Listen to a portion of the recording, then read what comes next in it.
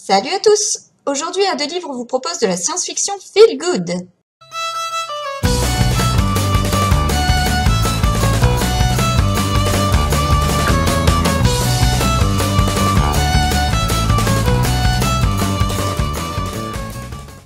Penchons-nous d'abord sur La débusqueuse de monde de Luce Baster.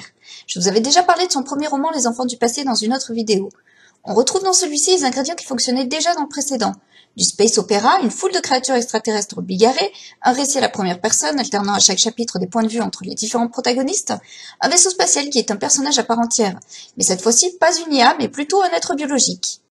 Au départ, je m'étais fait la réflexion que l'illustration de couverture ne donnait pas forcément envie d'acheter le livre, et puis finalement le travail de l'artiste que j'ai découvert sur internet convient bien au roman.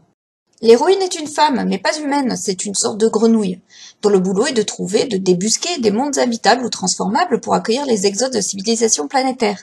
Le plus souvent parce que les habitants ont fini par détruire leur planète d'origine, à force de conflits ou de technologie, mais éventuellement aussi parce que leur vaisseau subit une catastrophe écologique.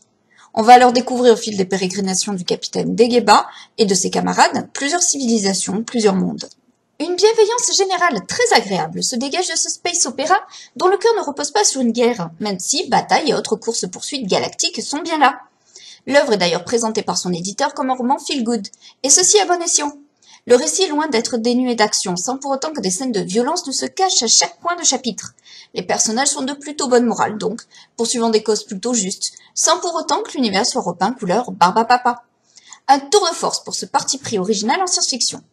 En même temps, il paraît plutôt raisonnable de penser que d'ici quelques millénaires, nos descendants auront acquis longévité et sagesse, et que certaines attitudes belliqueuses, cruelles, autodestructrices, pour ne citer qu'elles, auront disparu du catalogue des comportements, ou du moins se feront plus discrètes. Au final, ce récit m'est apparu moins puissant que les enfants du passé, sans être dénué de profondeur, d'appel à la réflexion et d'une noirceur sous-jacente à certaines situations et personnages. Comme pour le précédent roman, l'histoire se conclut comme si elle en commençait une nouvelle, laissée libre à l'interprétation, l'imagination du lecteur. Et cet appel à rêver s'avère être une grande bouffée d'air frais. Passons à une novella de science-fiction d'une 50aine de pages en numérique chez Livrebook. L'histoire commence comme une uchronie dans laquelle, par exemple, JFK n'a pas été assassiné aux dépens de sa femme, ou encore l'URSS pose aussi des hommes sur la Lune. Le récit se conclut comme une sorte de conte moral où tout serait pour le mieux dans le meilleur des mondes, en ce qui concerne le héros, du moins, qui a droit à une seconde vie, un nouveau départ. Voilà ce que je peux vous dire de l'histoire sans trop divulgacher. Entre les deux, on assiste notamment à des réunions militaires ponctuées de jargon de la marine nationale nécessitant des notes explicatives. J'avoue que dit comme ça, cette novella ressemble à une construction de briques et de broc en équilibre instable, d'autant que les éléments uchroniques ne sont pas tellement exploités. Cependant, comme le laissait présager le résumé, plutôt attirant, il se dégage de ce texte quelque chose de particulier, une petite poésie sympathique, des sentiments rendant le héros attachant. Et puis, il y a ces extraterrestres qui accompagnent quasi silencieusement les humains à travers le temps, sur fond de guerre, de menaces nucléaires. Ces extraterrestres très évolués, énigmatiques et bienveillants. Objectivement, donc, ce texte comporte un certain nombre de défauts. Subjectivement, j'ai trouvé cette lecture plaisante, agréable, malgré tout, bien qu'elle laisse un peu sur sa faim. Pas simple de pénétrer dans la pensée des grands physiciens théoriciens et surtout de suivre leurs réflexions créatives et très conceptuelles. Heureusement, il y a des auteurs de bandes dessinées pour nous aider à visualiser tout ça.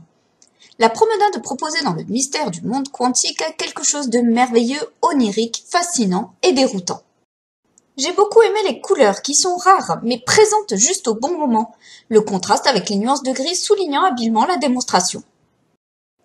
On passe aussi d'agréables moments en compagnie des plus célèbres physiciens, Einstein, Schrödinger, Bohr et bien d'autres. Des souvenirs de lycée ou de fac remontent à la surface et on découvre ou redécouvre l'origine de citations, des animaux, bien connus pour être associés à certains de ces éminents scientifiques. Toutefois, malgré tous les efforts et leçons apportés pour nous montrer avoir la réalité quantique, la complexité des raisonnements et de certaines formules mathématiques reste entière. Mais l'aventurier et son petit chien, néophyte en quête de savoir, sont très sympathiques, attachants et malins. Oui, le chien aussi, c'est un rusé et il parle en plus. Donc, même si on ne capte pas tout, l'aventure proposée est drôle et divertissante. Et en plus, on apprend des choses, car quel que soit son niveau de connaissance en physique, tout lecteur peut tirer parti de cette escapade. Merci aux éditions Le Peuple de Mime pour m'avoir offert La débusqueuse de monde à l'occasion d'un concours sur Facebook. Merci aux éditions Livrebook pour le service presse et enfin à ma sœur pour la BD.